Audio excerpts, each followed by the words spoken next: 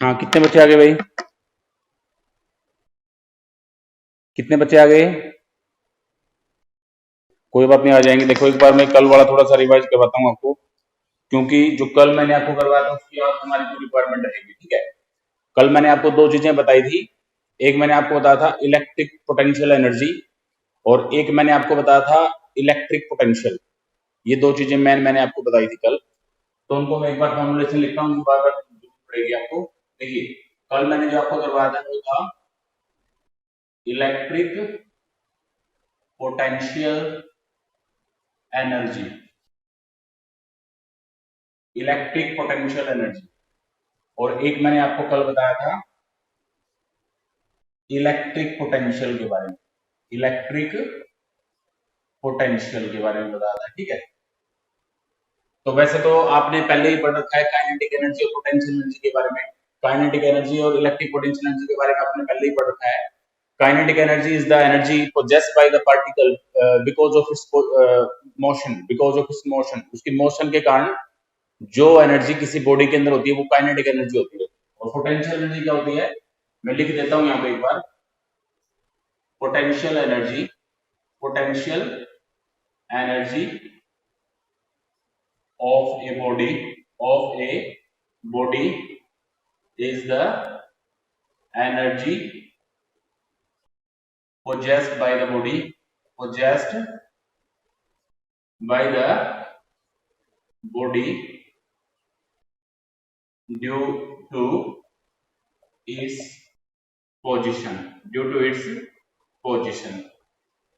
जो electric potential energy होती है किसी बॉडी के अंदर, वो उसकी पोजीशन के कारण उसके अंदर स्टोर होती है।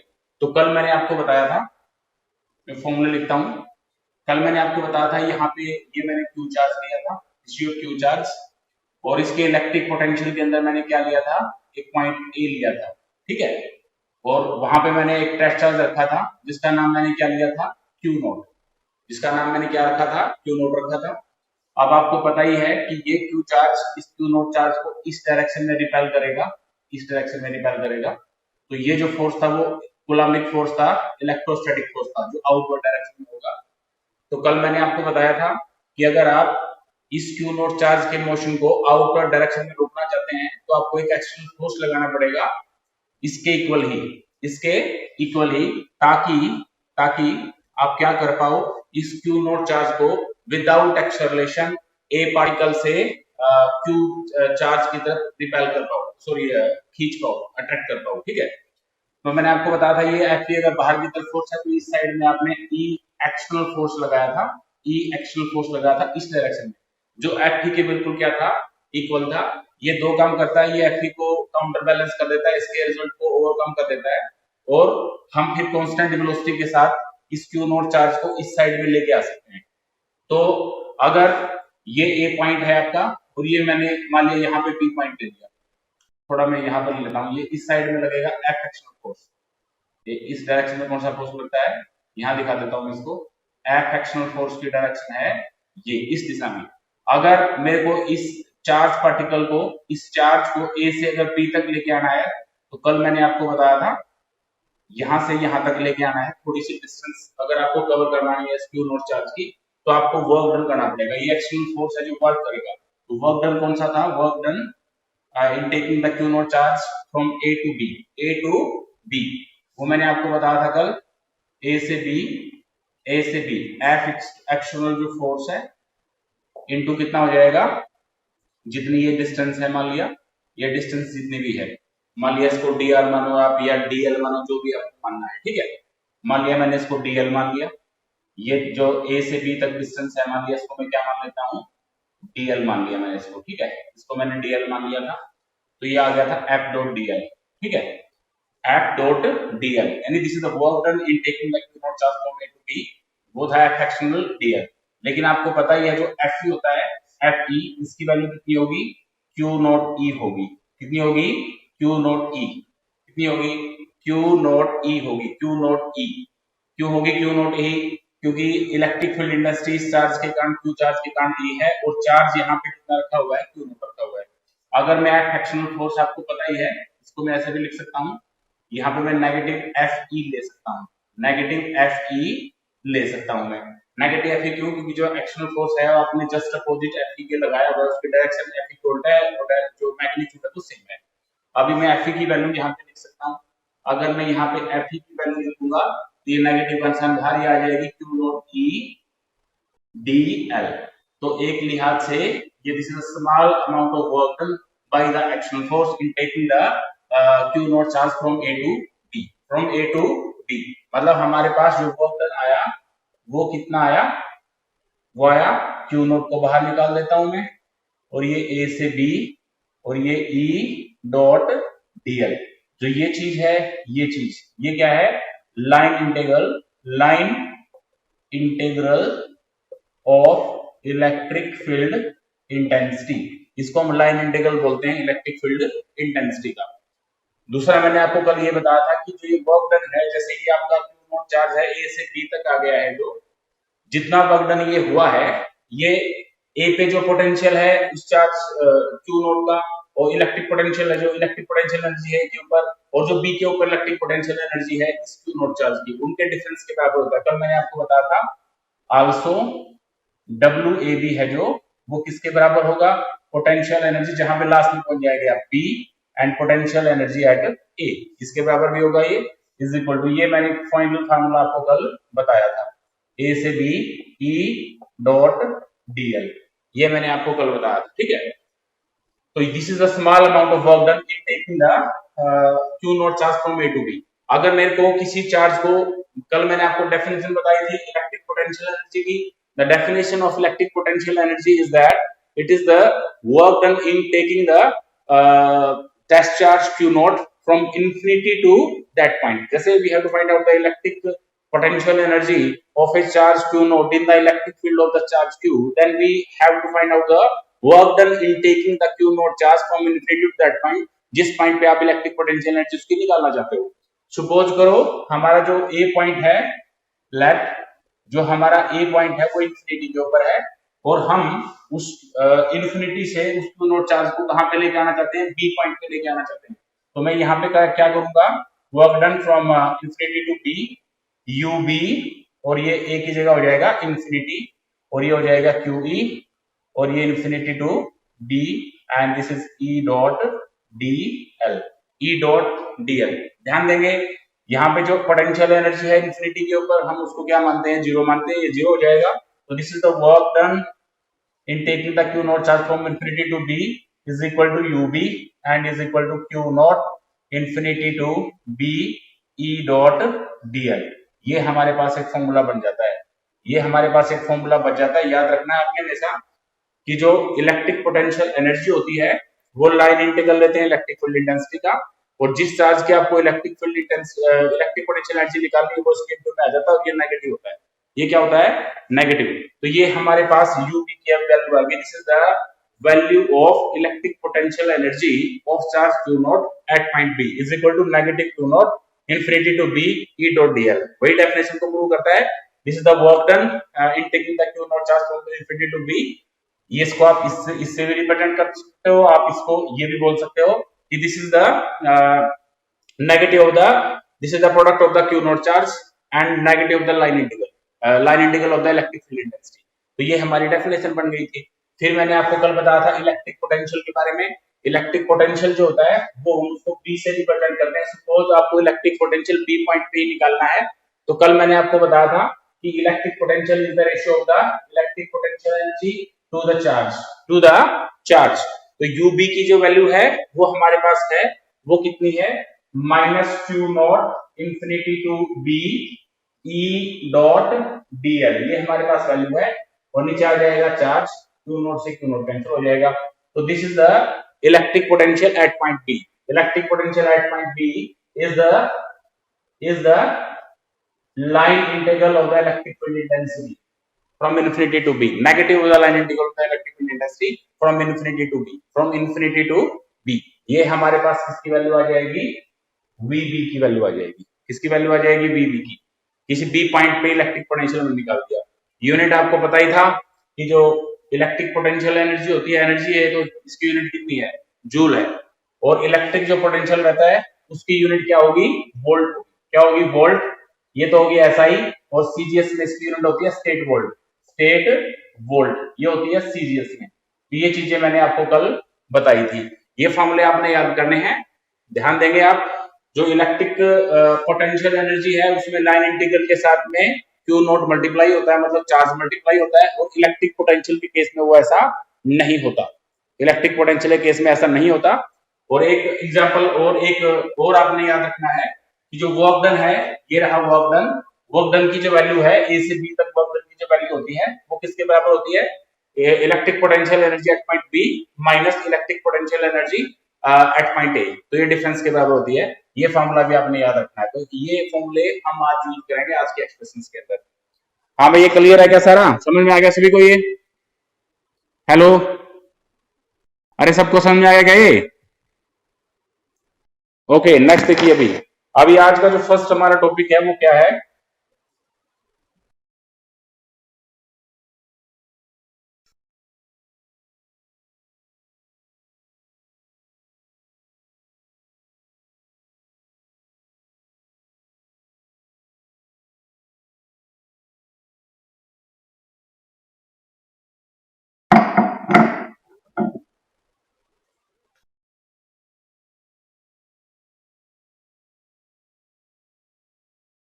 show that electrostatic force and electric field intensity in a closed path is conservative conservative in nature। तो मैंने आपको पहले ही बताया होगा कंजर्वेटिव फोर्स क्या होता है। मैं लिख देता हूं यहाँ पे कंजर्वेटिव फोर्स किसको बोलते हैं। कंजर्वेटिव फोर्स या कोई भी चीज कंजर्वेटिव कब होती है? A force is said to be conservative if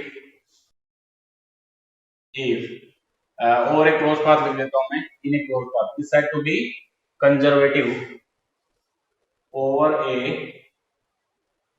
closed path if it depends only upon the initial and final point but not on the path between them।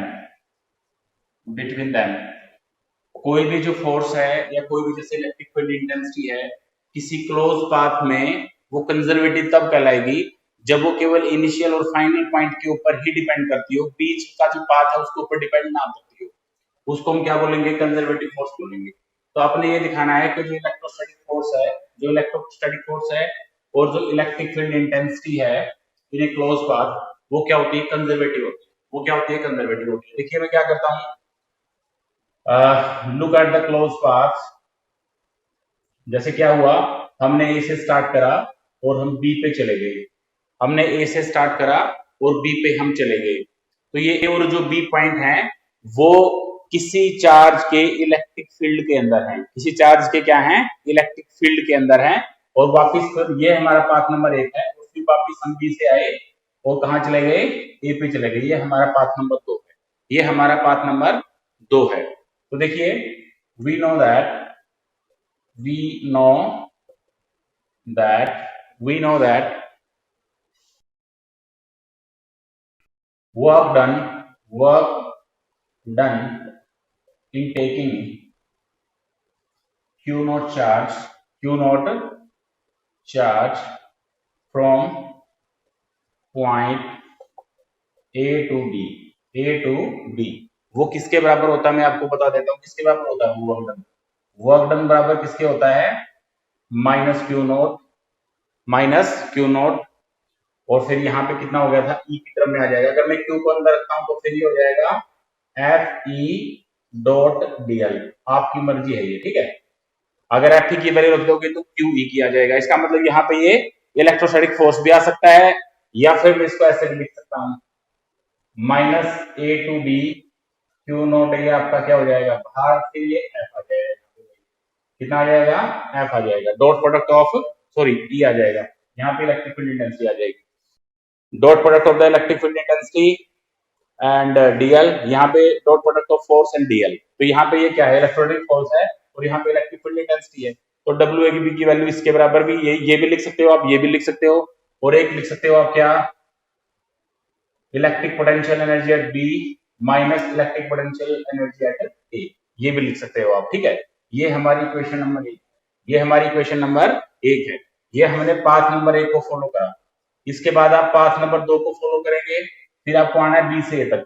Means आप test charge को B से A तक लेके आना चाहते हैं, तब work done कितना होगा, work done in taking the Q naught charge from B to A, वो क्या हो जाएगा, रिवर्स हो जाएगा आपकी बार। ये means B to A F E dot D L और minus Q naught this B to A E dot D L, और ये उल्टा हो जाएगा, ये हो जाएगा U A minus U B. तो ये हमारी इक्वेशन नंबर दो, ये हमारी क्या हुई इक्वेशन नंबर दो।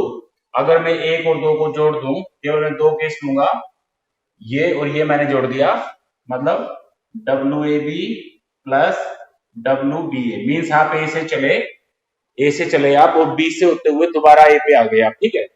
इनको भी जोड़ सकते हैं, मैं इनको जोड़ रहा हूँ, देखो इसको और इसको जोड़ दो, यूए से यूए कैंसिल, यूबी से यूबी कैंसिल, तो ये वर्क डन कितना हो जाएगा, जीरो हो गया हमारा।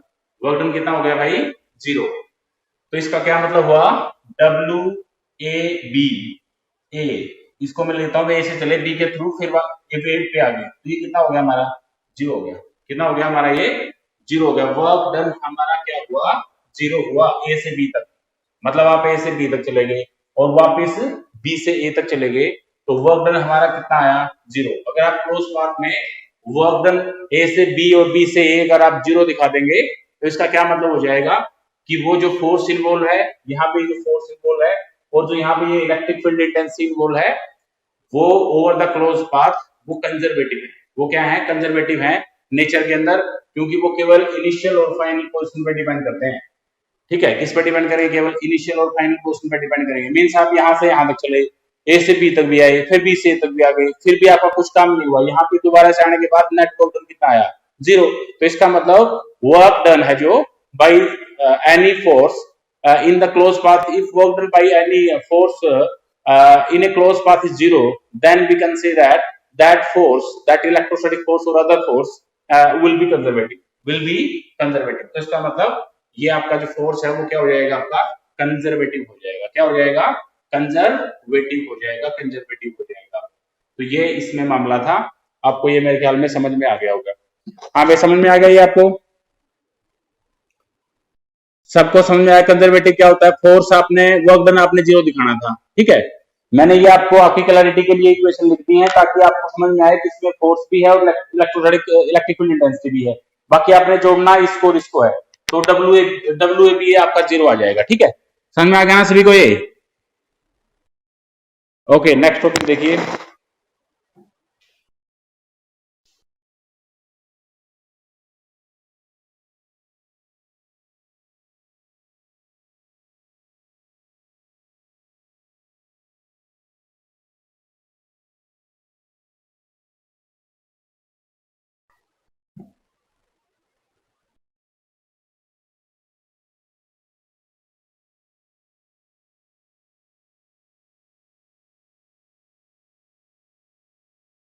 अगला जो टॉपिक है, electric potential, electric potential at any point, at any point due to a point charge, due to a point charge। आपके पास एक पॉइंट चार्ज है, आपके पास क्या है, एक पॉइंट चार्ज है, और आपने उसके काम क्या निकालना है, इलेक्ट्रिक पोटेंशियल निकालना है। क्या निकालना है, इलेक्ट्रिक पोटेंशियल। जो मैंने अभी आपको करवाया था उसी का यूज करें। देखिए हमने इलेक्ट्रिक पोटेंशियल निकालना है किसी पॉइंट के ऊपर किसी चार्ज के कारण। Let this point is O point and Q charge is placed here. मान लीजिए यहाँ पे क्यू चार्ज आपने प्लेस कर रखा है। अब मैं इस लाइन को आगे बढ़ा देता हूँ। इसके फील्ड के अंदर आप कहाँ पे चले गए, मान लिया आप ए पॉइंट पे चले गए, यहाँ पे आ गया और ए पॉइंट। ये आपका कौन सा पॉइंट है, ए पॉइंट है। आपने इस क्यू चार्ज के कारण मान लिया इस ए पॉइंट के ऊपर क्या निकालना है, let we have to find out the electric potential at point A which is just at a distance r from q. We have to find out the electric potential due to charge q at point a. The point A lies in the electric field of charge Q. Of charge Q. Now we know that when we have to find out the electric potential energy and hence electric potential, we have to bring the charge, any test charge from infinity to that point. इसलिए ये infinity मैंने ले लिया है। यहाँ पे मैं एक पॉइंट लेता हूं, मैंने यहाँ पे पॉइंट लिया एक B पॉइंट। मैंने क्या लिया, एक B पॉइंट मैंने यहाँ पे ले लिया और इस तरह से लिया मैंने B पॉइंट की जो है ये डिस्टेंस है जो वो क्या है आपकी x है। OB जो डिस्टेंस है आपकी वो क्या है x। OB डिस्टेंस x है और OA डिस्टेंस आपकी क्या है r है। और finally we have to find out the electric potential at point A due to charge Q। Suppose हम सपोज करते हैं यहाँ पे कोई टेस्ट चार्ज आप ले सकते हो या यूनिट पॉजिटिव टेस्ट चार्ज ले लो ताकि आपकी कैलकुलेशन आसान हो जाए। क्यू नोट भी ले सकते हो, +1 भी ले सकते हो। मान लिया मैंने यहाँ पे +1 कूलम चार्ज ले लिया, बी के ऊपर मैंने +1 कूलम चार्ज ले लिया। ये बी और ए पॉइंट दोनों क्यू के इलेक्ट्रिक पोटेंशियल के अंदर है, इलेक्ट्रिक फील्ड के अंदर है, सॉरी इलेक्ट्रिक फील्ड के अंदर है। तो ये क्यू चार्ज इस +1 कूलम चार्ज को क्या करेगा, रिपेल करेगा और यहाँ पे फोर्स लग जाएगा, इलेक्ट्रोस्टैटिक फोर्स बाहर की दिशा में। इसको Fe बोलो या सिंपल आप F भी बोल सकते हो। इलेक्ट्रोस्टैटिक फोर्स बोलो या सिंपल F बोल दो, बाहर की तरफ लग गई। जैसे पहले वाले टॉपिक में मैंने आपको करवाया था। अब हमें पता है कि अगर मैं इस +1 कूलम चार्ज को B से A तक लेके आना चाहता हूँ, B से A तक लेके आना चाहता हूँ, B से A तक लेके आना चाहता हूँ। सपोज करो मैं इसको कहां से लेके आना चाहता हूँ, B से A तक। BA को मैंने क्या मान लिया, dx मान लिया। क्या मान लिया मैंने, BA को मान लिया मैंने dx। तो आपको पता है कि एक B जो चार्ज है उसके ऊपर +1 कूलम चार्ज के ऊपर B पॉइंट के ऊपर जो +1 कूलम चार्ज पड़ा हुआ है, ये Q चार्ज को रिपेल कर रहा है, बाहर की दिशा में फोर्स लगा हुआ है। तो अगर हमने रोकना है कि ये +1 चार्ज बाहर की दिशा में ना जाए तो we have to apply an external force equal to the this force. उसको हम क्या बोलते हैं, F एक्सटर्नल फोर्स बोलते हैं। F एक्सटर्नल फोर्स बोलेंगे और उसकी डायरेक्शन होगी इस डायरेक्शन में और ये B पॉइंट पे ही हम बनाएंगे, ठीक है, ताकि विदाउट एक्सेलरेशन ये पार्टिकल B से A की तरफ आ जाए। तो आपको पता ही है फोर्स अगर मैं निकालूं, force at +1 coulomb charge, force at +1 coulomb charge means इसको मैं F मान लेता हूं, मैग्नीट्यूड में निकाल रहा हूं मैं इसको, डायरेक्शन बाहर की दिशा में है इसकी। तो आप क्या करोगे, यहाँ पे Q चार्ज और यहाँ पे 1 चार्ज, यहाँ पे Q चार्ज है और यहाँ पे कितना चार्ज है, 1 चार्ज है, दोनों की मल्टीप्लाई 1/4 पाई एप्सिलॉन नॉट। और इनके बीच की डिस्टेंस कितनी है, इनके बीच की डिस्टेंस है x। इनके बीच की डिस्टेंस क्या है, B के ऊपर चार्ज पड़ा हुआ है, Q को एक O पे चार्ज पड़ा हुआ है, इनके बीच की डिस्टेंस है, तो मैंने x का स्क्वायर कर दिया। तो ये मेरे पास क्या आ गया, मेरे पास आ गया ये फोर्स, मेरे पास आ गया force as experienced by +1 coulomb charge due to Q charge. तो हमारे पास ये फोर्स आ गया, ये हमारे पास क्या आ गया, फोर्स। तो यहाँ पे मैं आपको बताऊंगा अगर मेरे को इलेक्ट्रिक फील्ड इंटेंसिटी निकालनी है तो इलेक्ट्रिक फील्ड इंटेंसिटी आपको पता ही होगा, फोर्स की वैल्यू क्या होती है, QE के बराबर। यहाँ पे जो चार्ज है वो कितना है, +1 है, तो F और E दोनों की वैल्यू क्या होगी, इसमें सेम ही होगी। यहाँ पे FB और EB दोनों क्या है, सेम ही है, क्योंकि हमने चार्ज जो ले रखा है, जो टेस्ट चार्ज ले रखा है हमने, वो +1 ले रखा है। कितना ले रखा है, +1। अभी समझो मेरी बात को, अभी क्योंकि यहाँ पे जो फोर्स, ये जो है ये चार्ज इस +1 चार्ज के ऊपर बाहर की तरफ फोर्स लगा रहा है, बाहर की तरफ फोर्स लगा रहा है। अभी आपने क्या करना है, देखिए फोर्स लगा रहा है, कौन सा फोर्स है, वो F फोर्स। अभी work done by external force in bringing plus 1 coulomb charge from B to A B to A। मतलब कितना वर्क डन करना पड़ेगा किसको, इस एक्सटर्नल फोर्स को, ताकि ये प्लस कूलम चार्ज बी से की तरफ आ जाए, बी से ए की तरफ आ जाए। तो उसको मैं स्मॉल वर्क डन मान लेता हूं। क्या मान लेता हूं मैं उसको? स्मॉल वर्क डन, या डब्ल्यू मान लो या small work done, D W मान लिया। क्या मान लिया है मैंने? ये इसको मान लिया मैंने डी डब्ल्यू। तो यहाँ पे जो ये वर्क डन करा है ये किसने करा है? एक्सटर्नल फोर्स ने करा है। तो मैं क्या करूंगा, फोर्स, एक्सटर्नल फोर्स लूंगा मैं, और डॉट, ये एक्सटर्नल फोर्स आपका इस साइड में है, एक्सटर्नल फोर्स आपका क्या इस साइड में है, और बी से ए तक आएंगे, तो ये मैंने क्या मान रखा है? dx। तो यहाँ पे मैं क्या कर दूंगा? ds vector, dx vector. ध्यान दीजिए dx भी की डायरेक्शन भी यही है, जो ds वेक्टर है ना उसकी डायरेक्शन क्या है? इसी दिशा में। और जो f एक्सटर्नल फोर्स है उसकी डायरेक्शन भी क्या है? यही है। दोनों की डायरेक्शन क्या है? सेम है। दोनों की डायरेक्शन क्या है? सेम है। अब आगे चलेंगे, लेकिन जो एफ एक्सटर्नल फोर्स है उसको हम किसमें बदलेंगे? एफ फोर्स में बदल सकते हैं। वो उसका क्या होगा? नेगेटिव होगा। क्या होगा? क्योंकि एफ एक्सटर्नल फोर्स तो इस साइड में लगा हुआ है, एफ फोर्स जो आपका इलेक्ट्रोस्टैटिक फोर्स का बाहर की दिशा में लगा हुआ है, लेकिन हमारे पास वैल्यू है इलेक्ट्रोस्टैटिक फोर्स की, इसलिए इसको मैंने नेगेटिव में चेंज कर दिया। अभी ध्यान दीजिए, इस बी पॉइंट पे आ जाओ। dx की डायरेक्शन तो ये है, ds की डायरेक्शन तो क्या है? बाहर की दिशा में। और ये जो फोर्स हमारा इलेक्ट्रोस्टैटिक फोर्स है उसकी दिशा में, बाहर की दिशा में, इसकी बाहर की दिशा में dx। तो dx मान लिया ये dx है, ये हमारा क्या है? dx, और ये f है। तो इनके बीच में कितने डिग्री का एंगल बना? 180 डिग्री एंगल बनेगा। कितने डिग्री का एंगल बनेगा? 180 डिग्री का। अगर मैं इसको खोल देता हूं तो हो जाएगा फर्स्ट का मैग्नीट्यूड, सेकंड का magnitude, and cos 180 degree, cos 180 degree. cos 180 की वैल्यू कितनी होती है? -1 होती है। कितनी होती है? -1। ये माइनस माइनस क्या हो जाएगा? प्लस। एफ डी एक्स आ गया। D W is equal to F D X. D W is equal to F D X. D W की this small amount of work done by the external force in bringing the charge +1 from B to A. B से A तक आपने जाना है तो इतना work done करना पड़ेगा। But but but but when charge when charge +1 coulombs moves from B to A, जो डिस्टेंस है इनके बीच में, डिस्टेंस डिक्रीजिंग। डिस्टेंस क्या है? Distance is decreasing. जो डिस्टेंस है वो डिक्रीज हो रही है आपकी, डिस्टेंस जो है क्या हो रही है? डिक्रीज हो रही है।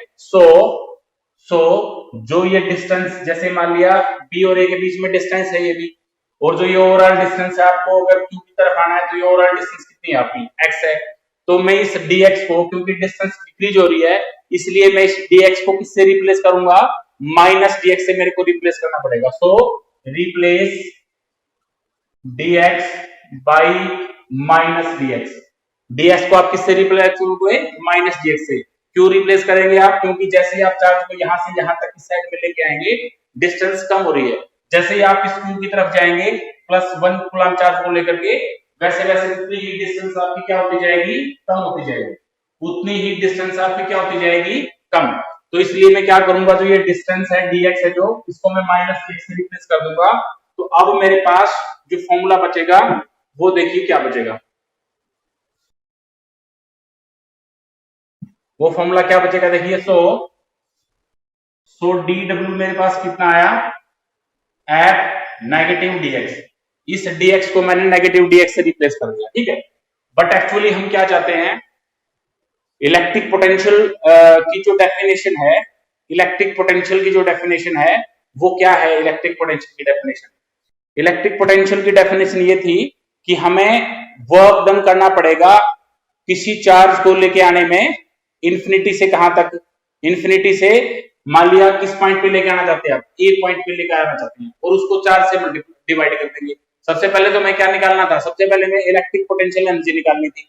इलेक्ट्रिक पोटेंशियल अगर मेरे को ये तो डी डब्ल्यू वर्क आया, डी डब्ल्यू वर्क आया। अगर आप +1 चार्ज को कहां से कहां तक लेके आना चाहते हैं? बी से ए तक लेके आना चाहते हैं, तो ये वर्क डन आ गया आपका। ये क्या आ गया आपका? Work done. क्योंकि यहाँ पे चार्ज कितना है? 1 है। चार्ज कितना है? 1।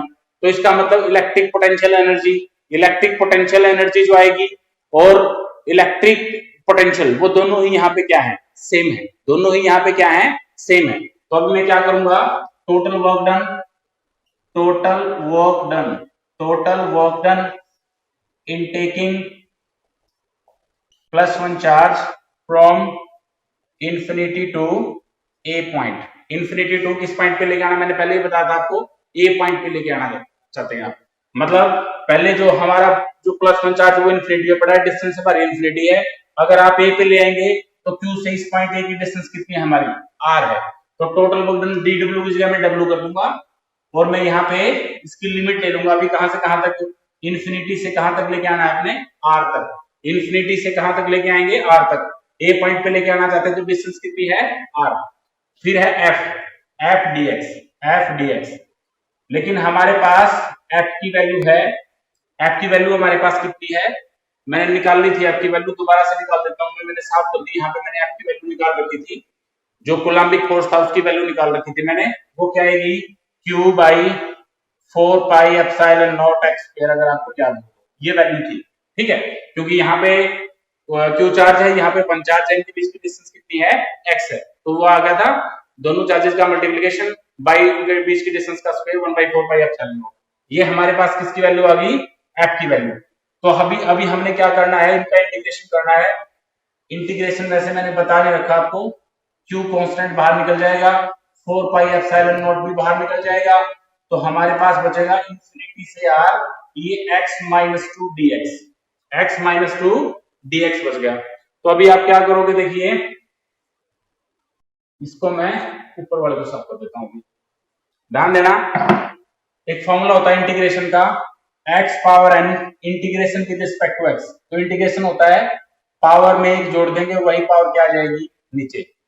जो भी पावर है इंटीग्रेशन लेना अपने x पावर n का विद रिस्पेक्ट टू x, तो पावर में एक जोड़ देंगे, वही पावर क्या आ जाएगी, नीचे आ जाएगी। ठीक है, तो यहाँ पे आओ अभी आप, this is minus Q by 4 pi epsilon not. अभी हमारे पास यहाँ पे क्या है, x की पावर -2 है, तो मैंने यहाँ पे आपको बताया था पावर में एक जोड़ देंगे, वही पावर क्या आ जाएगी नीचे। इसका इंटीग्रेशन हो गया और अभी हमने केवल खाली लिमिट रखनी है इंफिनिटी से आर तक, इंफिनिटी से आर तक। इसके बाद देखिए क्या बचा, -q 4 पाई। हाँ भाई, सबको समझ में आ गया था। ये आपका क्यू चार्ज था, ये आपका क्यू चार्ज था। ए के ऊपर आपने इलेक्ट्रिक पोटेंशियल निकालना था, तो मैंने वर्क डन निकाला बी से ए तक, और फिर बी से आप ए पॉइंट पे आपको आना है। तो ये जो टोटल वर्क डन आपका आया था, ये Q by 4 pi epsilon not आया।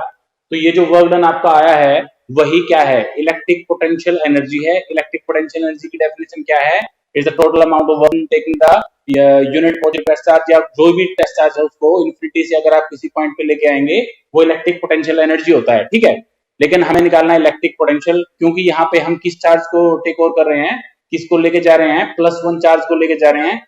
इसका मतलब जो ये हमारा वर्क डन आता है, ये वर्क डन हमारा यू आया, कितना आया, U, Q by 4 pi epsilon naught R, ये यू है, यू बोले तो इलेक्ट्रिक पोटेंशियल एनर्जी। अभी हमारे पास इलेक्ट्रिक पोटेंशियल का फॉर्मूला क्या होता है, electric potential energy by charge. तो अभी अगर मैं इसको 1 से डिवाइड कर देता हूं, क्योंकि आप तो पर यूनिट चार्ज को लेके आ रहे हैं, तो ये जो u बाई 1 है ये क्या बन जाएगा, v। ऐसा ही हमारे पास इलेक्ट्रिक पोटेंशियल एनर्जी की value due to charge at point A where OA is equal to R, at point A where OA is equal to R is equal to V is equal to Q 4 pi epsilon naught R। तो अपने आपने याद रखना है कि अगर आप किसी चार्ज के कारण किसी पॉइंट के ऊपर इलेक्ट्रिक पोटेंशियल निकालना चाहते हैं, तो वो कितना आएगा, Q जो चार्ज है नीचे 4 पाई एप्सिलॉन नॉट, जितनी डिस्टेंस पे आपको जाना है वो आर आ जाएगी। मींस जितना आप दूर चले जाएंगे उतना ही इलेक्ट्रिक पोटेंशियल जो आपका कम होता जाएगा, जितने आप नजदीक आएंगे उतना इलेक्ट्रिक पोटेंशियल का होता जाएगा, ज्यादा होता जाएगा। अभी नेक्स्ट टॉपिक देखिए, इसको आप याद रखना। नेक्स्ट टॉपिक देखिए अभी,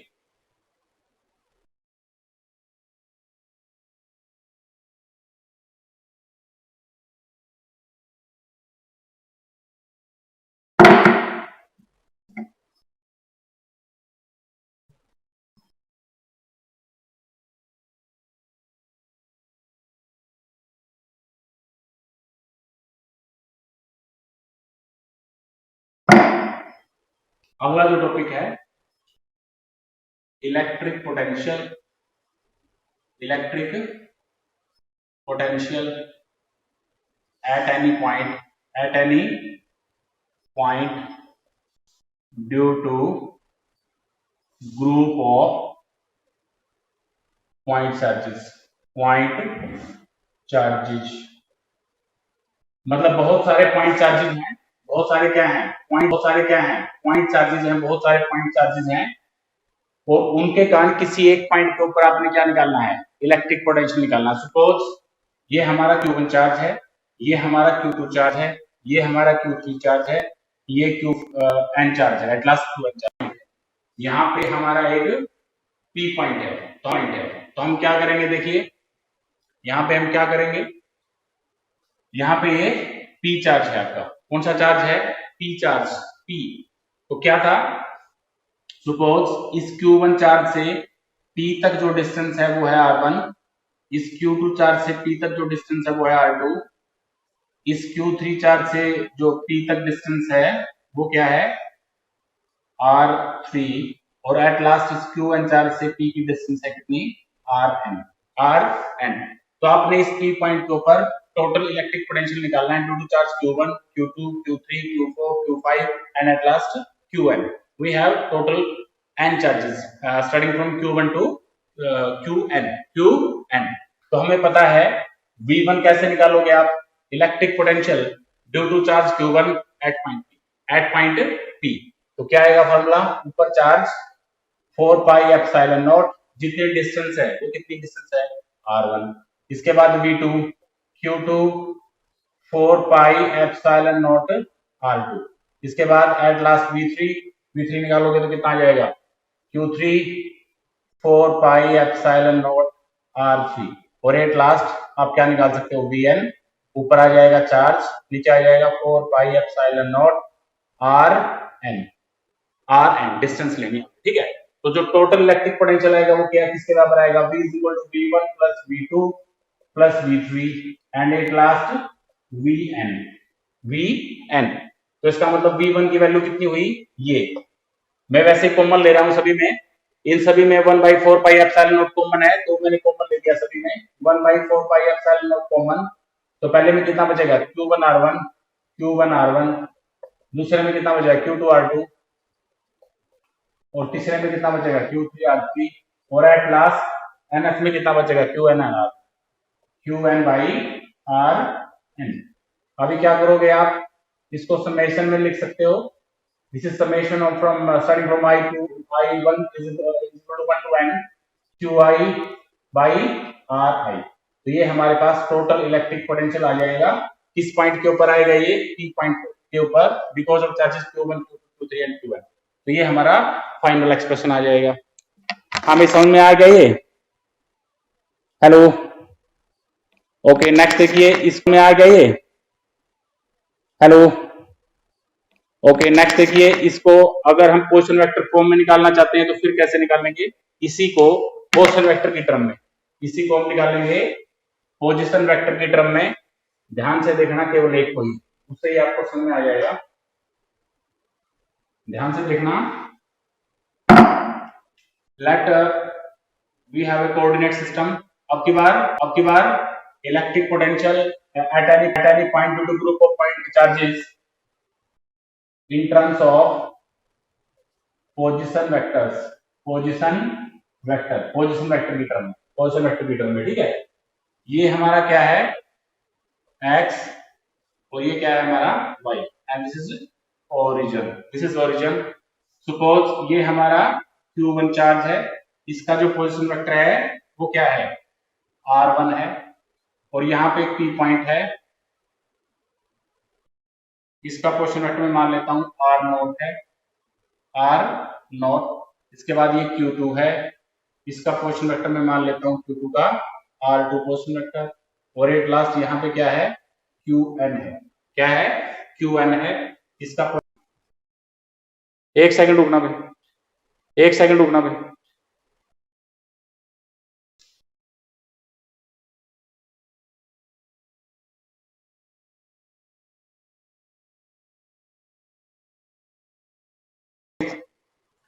तो मैंने आपको बताया था हमारे पास बहुत सारे चार्जेस हैं, Q1 है, Q2 है, Q3 है, मान लिया यहाँ पे मान लिया Q3 है, इसका पोर्शन वेक्टर कितना हो जाएगा, मान लिया R3 हो जाएगा, कितना हो जाएगा R3, समझने की बात है। और एक Q1 है, ठीक है। हमने इस P पॉइंट के ऊपर क्या निकालना है, total electric flux, total electric potential निकालना है due to Q1, Q2, Q3, Q4, Q1 at last. किसके ऊपर निकालना है, P के ऊपर। किसके ऊपर निकालना है, P के ऊपर। ध्यान से समझना, जैसे अगर मैं Q1 से के कारण P के ऊपर इलेक्ट्रिक पोटेंशियल निकालना चाहता हूं तो मेरे को ये डिस्टेंस चाहिए, बस मेरे को क्या चाहिए, ये डिस्टेंस चाहिए, और कुछ नहीं चाहिए, खाली डिस्टेंस चाहिए। क्योंकि अगर मैं Q1 के कारण P पे इलेक्ट्रिक पोटेंशियल निकालना चाहता हूं, मेरे को P चाहिए। तो ये मान लिया मैंने A पॉइंट, और ये O पॉइंट है, ये P पॉइंट है। In triangle O A P में आ जाओ। किसमें आ जाओगे, ओ ए पी में। तो क्या होगा, O A vector plus A P vector is equal to O P vector. This vector plus this vector is equal to this vector. तो यहां से हमें ए पी चाहिए, तो ए पी वेक्टर आ जाएगा हमारे पास O P vector minus O A vector, ठीक है। और ओ पी वेक्टर की वैल्यू कितनी है हमारे पास, R naught minus R naught minus कितनी, O A R one vector, ठीक है। तो ये तो है पी, अगर इसका मैग्नीट्यूड मेरे को चाहिए तो क्या हो जाएगा। हाँ जी सर बोलिए, बैठ जा भाई थोड़ी देर, बैठ जा भाई थोड़ी देर। तो ये एपी है हमारे पास, ये क्या हमारे पास, ये एपी डिस्टेंस आ गई। एपी डिस्टेंस कैसे आई हमारे पास, ये जब आप आर नॉट में से आर वन माइनस कर देते हो तो हमारे पास किसकी वैल्यू आ जाती है, एपी की। वास्तव में एपी क्या है, एक वेक्टर, एक मतलब एक प्रकार से वेक्टर है। जब आप 1 से 0 तक जाते हो, 1 से 0 तक जाते हो, ये वेक्टर है, मतलब Q1 से Q0 तक जाते हो आप, तो R10 कैसे आता है, 0 माइनस R1 आता है। इसका मतलब अगर मेरे को अभी V1 चाहिए, इलेक्ट्रिक पोटेंशियल चाहिए P पॉइंट के ऊपर ड्यू टू चार्ज Q1, तो वो क्या आएगी, Q1 by 4 pi epsilon not. और डिस्टेंस कितनी है, इस चार्ज की P से डिस्टेंस कितनी है, AP, ये है R not minus R1, R not minus R1। Similarly अगर मेरे को V2 चाहिए तो क्या निकालूंगा मैं, Q2, सारे निकालने की जरूरत नहीं है, वैसे अंदाजा लगा सकते हैं आप। देखिए ये Q2 है और आपको इस तक जाना है मान लिया, ठीक है। इसका मतलब आपको क्या चाहिए, R20 वेक्टर चाहिए, R20 वेक्टर चाहिए, R20 वेक्टर का मैग्नीट्यूड चाहिए। इसका मतलब वो क्या आ जाएगा, R0 माइनस R2 वेक्टर। सीधा लिख दो, R0 माइनस R2 वेक्टर, निकालने की जरूरत नहीं है, ठीक है।